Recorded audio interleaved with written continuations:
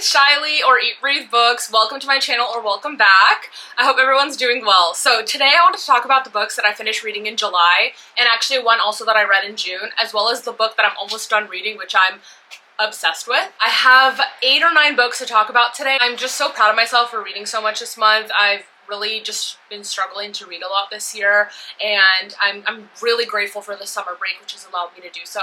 So today I have a bunch of books to talk to you guys about. I have new adult, I have young adult, I have several arcs, romance. Let's just jump in. I'm going to talk about books in order of how I read them. Honestly, I rated all of these books super highly. If you want, you can check out my Goodreads.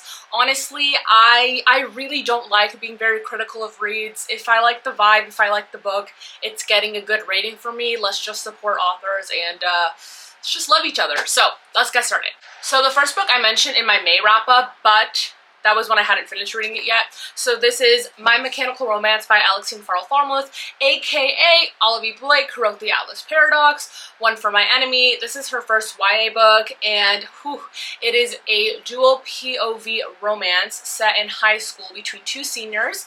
The guy is like basically president of the STEM club, and the girl discovers that she may or may not have a love for STEM and joins the club. So it's really cool getting to see them in this robotics world, so it was really interesting for me reading a book about characters who are part of the robotics team and into STEM. I don't see that a lot in books. I haven't, come across that so much in media in general. So I do think that this book is great for women in STEM or anyone interested in science. But honestly, even if you're not a big science person like me, like I'm really not a big science person, I still think that you'll enjoy this very much. I love getting to see the characters grow and change over the year and realize what is important to them, what they want to study in college, etc. And of course, the romance was great. There was so much excellent banter in here, and I love Alexene/Olivie's writing. I think it is so beautiful and so lyrical, but still easy to understand. So totally recommend this one. And this one is like super clean, super YA, so definitely recommend this even if you're younger. Also, I'm so sorry if there's like a ton of noise in the background. I have the window open, I have a fan on down here, there's a dog barking outside. It is a very hot day in California, so I need to do what I can to stay sane. The next one is a book that my friend has been telling me to read since high school, and I finally read it, and that's The Naturals by Jennifer Lynn Barnes. This is the first in a 4 or 5 book series about a girl who joins this like special teen FBI group and has to catch a serial killer. She's the author of the Hawthorne Legacy, oh my gosh, why am I forgetting? Okay, the Inheritance Games, like that series, which I enjoyed, and I'm excited for the 4th book or the spin-off that comes out later this month.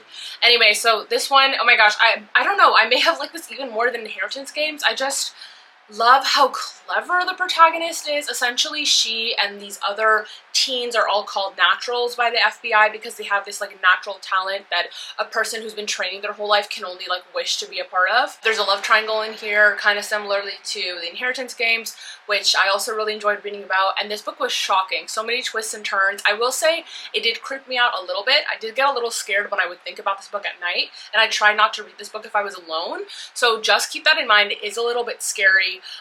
And I imagine the next books are scary as well, but I have already purchased the second, Killer Instinct, and I'm so excited to read it. The next one here, I am not here to talk about this in a way of bragging. I don't want to brag in any way, shape, or form, as the beauty gurus used to say in their haul videos. I really just want to talk about this because okay, let me just, hold on. Okay, so Betting on You by Lynn Painter. Yes, Lynn, thank you so much for this copy of this book. If you guys don't know, I have been a huge fan of Lynn and her books since her very first book, since Better Than the Movie. Since, I mean, I just remember posting about it and wishing that other people would find it, and then it blew up, and I found it from like a TikTok from like one girl. This is before it was a TikTok phenomenon. Like one girl posted about it, and I was like, okay, like I'll try this YA rom-com book. Became obsessed with it, posted about it, and then I was so excited to see that soon, not because of me at all, but I'm just saying because of the internet, people jumped on this like wagon and got so excited about Lynn and her stories, and she's released so many amazing ones since then. So I'm very grateful to have gotten an arc of this book, and I thoroughly enjoyed it so much. I definitely think that if you're a fan of her book better than the movies, you will like this one because there are similarities. Still very unique in its own way, but it kind of like fills that void that you might feel after reading better than the movies and like wishing there was something kind of like it that you could enjoy. So basically this is about a girl and a guy in high school. This is dual POV YA romance. And they get off on the wrong foot. They meet when they're younger a couple times. Each time doesn't go so well. They're really judgmental of each other and are going through similar issues in life with their parents. Like both of their parents are getting divorced and it's just like a really difficult time for them. And they're, you know, they're young insecure kids and they're like judging each other and having a hard time getting along. And then down the line later in high school they end up being co-workers but like maybe something more. And this is the YA version of When Harry Met Sally, in that there's a big central question in that movie that's like, can guys and girls be friends, or will someone always catch feelings for the other? And so the characters in this book have different opinions on this topic. It's got so many great classic rom-com tropes. I always say that her books feel like I'm watching a movie, a rom-com film. So you've got the great banter, and you've got, I mean, I guess that's not a trope, but banter and like things about wagers and bets and central questions. And I mean, it was incredible. It was incredible. Lynn is so talented at writing banter and everything. So I highly recommend her YA books. I also really love her new adult books, especially The Love Wager. So yes, highly recommend. This comes out in November and I really recommend that you pick it up when it comes out. I did read a couple books on my Kindle this month. The first one being Safe Harbor. Ooh, hold on, let me try to show it to you. This month, which was a lot of fun, I definitely got more use out of my Kindle. If you didn't know, I was in Italy, hence my shirt, everybody loves Italian girls. I went to go visit family back home, and so I read a lot on my Kindle. I did buy physical books though, so if you want me to do a book haul, books I bought in Italy, let me know. I bought some in English and some in Italian. Anyway, first book I finished reading on my Kindle this month was Safe Harbor by Sinko. Please listen. Let me tell you about this book then. Let me tell you about how amazing this book is, okay? This is self-published, just came out this summer.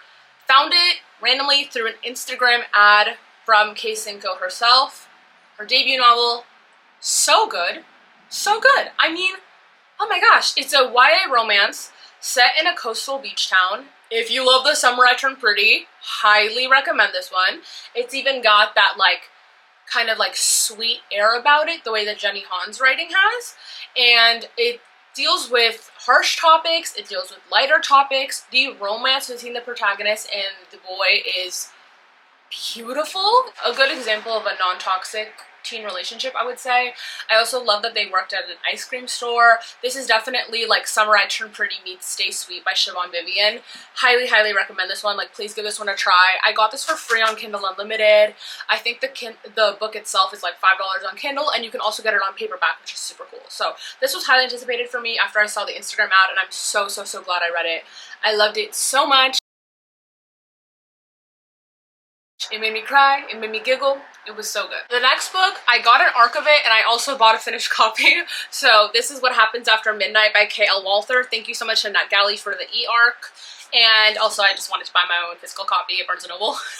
So this was highly anticipated for me because I really love The Summer of Broken Rules by K.L. Walther. I even bought a version of it in Italian on my trip. Like, that's how much I love that book. So I was really excited to read this one. This is essentially a YA romance. It takes place over the last like week or so of senior year at a boarding school. Our protagonist is still in love with her ex-boyfriend from earlier in high school. She and a group of people basically are like pulling like the senior prank at school and have to sneak around after midnight on campus. So they get into a bunch of like hijinks. So if you really loved the game aspect of The Summer of Broken Rules, where everybody plays assassin on Martha's Vineyard, you will likely enjoy them pulling this senior prank at the boarding school. Second chance romance. Who does not love second chance romance? This book is also very like Gilmore Girls coded and Taylor Swift coded. It's full of Taylor Swift lyrics, so if that's something that you'd be excited about, like finding little Taylor Swift lyrics as you read, then this might be something you enjoy. The mom and her boyfriend remind me a lot of Lorelai and Luke from Gilmore Girls, so just little things like that. I do think this is like a fun book for fangirls to read, so I am glad that I got to read it, and thank you again to NetGalley for the e-arc and to me for buying the finished copy. Okay. This next book, right when I was reading it for the first time. Okay, this is a reread. Reading it for the first time. Breathless by Niven. even as I was reading it for the first time, I knew it was going to be one of my favorites. And I finished it and I closed it, and I don't want to even tell you what my reaction was after because I feel like it's a spoiler if I do, but I just knew in my heart this is always going to be one of my favorite books. And I read it when it came out in 2020, and then I bought a paperback copy on my trip because I just really wanted to read a book at the park that day or somewhere, I don't know, I just felt like reading that day, having a chill day. I knew I loved this book, wanted to read it again, love Niven's lyrical writing, bought it, reread it while on my trip. It's still one of my favorite books. It's still one of my favorite books. I love Jennifer Niven's work. She's written All the Right Places, Holding Up the Universe, Take Me With You, Where You Go, with David Levithan, which I've yet to read. But anyway, this one is a YA. It's about a girl who just found out that her parents are getting a divorce. She's just graduated from high school, and she and her mom go stay on this island at like this family cottage for 35 days. So just her and her mom and one of their pets. And she's really trying to, well, she's having a hard time adjusting after hearing this like big shocking news. So it's really about the summer where she grows and she changes and she falls in love with someone on the island, and she kind of like learns a lot about herself. It's genuinely like, this is a romance for sure. There's a huge romance in it, and I do love the romance, but I really would call this a genuine like coming of age, or if you're an English teacher, like a Bildungsroman. Like, this is a genuine coming of age story. I mean, the experiences and the thought processes and everything that the protagonist goes through in this book, it's so much, and it can be difficult at times to read and heavy, but it's honestly a beautiful, incredible, well-written story. I love this book to bits and pieces. I am sure that I will read this book again. I really love this book. I really love this book. If you've read this book, please find me on Instagram or TikTok or Goodreads or anywhere and send me a message so we can talk about it. I love this book so much. I'll leave my socials down below because I genuinely like want to discuss this with people. Oh my gosh, I can't get over this book. I can't get over this book. I'm gonna read a little bit of I think it's called an epigraph at the beginning of the book. I'm just gonna read a part of it because it's just beautiful. Some of the names and places have changed, but the story is true. It's all here because one day this will be the past, and I don't want to forget what I went through, what I thought, what I felt, who I was. I don't want to forget you, but most of all, I don't want to forget me. I mean, just starting the story like that, doesn't it make you just want to read it? Ugh, I want to reread this right now. So good. The next book I have here is We Ship It by Lauren Kay. Thank you so much to Harper Teen for sending me a finished copy. Thank you also to NetGalley for the e-arc. But I was shook when you guys, Harper Teen, when you guys sent me a finished copy. I was like, oh my gosh, thank you.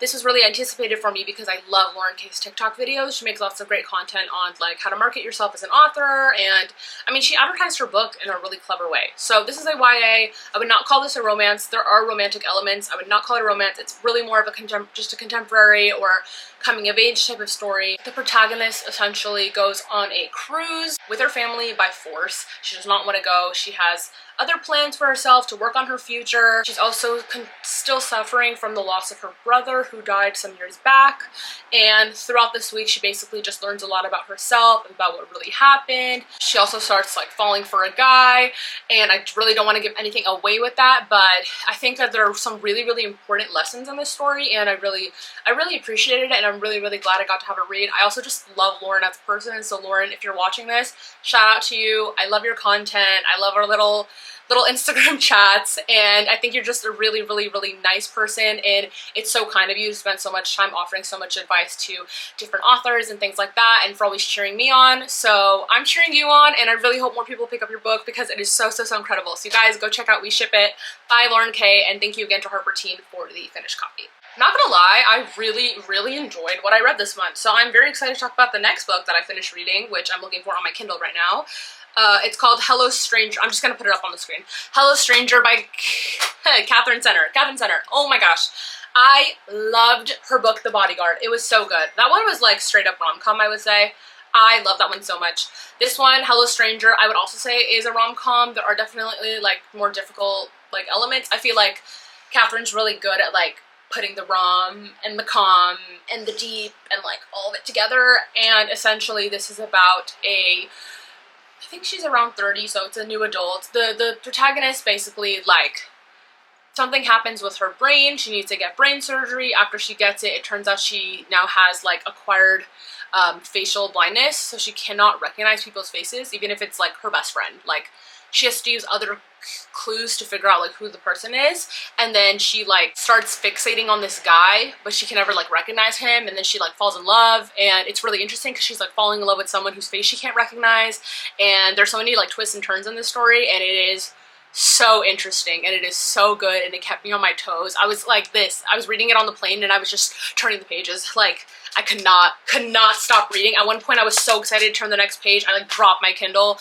and the girl sitting next to me on the plane had to like pick it up for me, and we had a laugh about it. But this book was incredible. I love Katherine's writing. I think it's also just very like inspirational and beautiful and lyrical and funny and heartfelt, so highly recommend. Love it so much. Thank you so much to Nat Galley for the e-arc of Hello Stranger by Katherine Center. Finally, I'm reading another e-arc from Nat Galley, so thank you again, and that's Same Time Next Summer by Annabel Monaghan. It looks like that right there. I am not done reading it yet, but I'm just gonna say I love it very much, and if you're looking for a new adult romance in the vein of Every Summer After, I highly recommend. And I'm so excited to finish it and let you guys know more about it later. That is all I have for today. Thank you guys so much for watching this video. Make sure to give it a thumbs up and follow me on social media. I've been working really hard on my Twitter game and my TikTok game, my Instagram game. Leave a comment down below letting me know a book you recently read that you really loved, and I will talk to you guys later. Bye!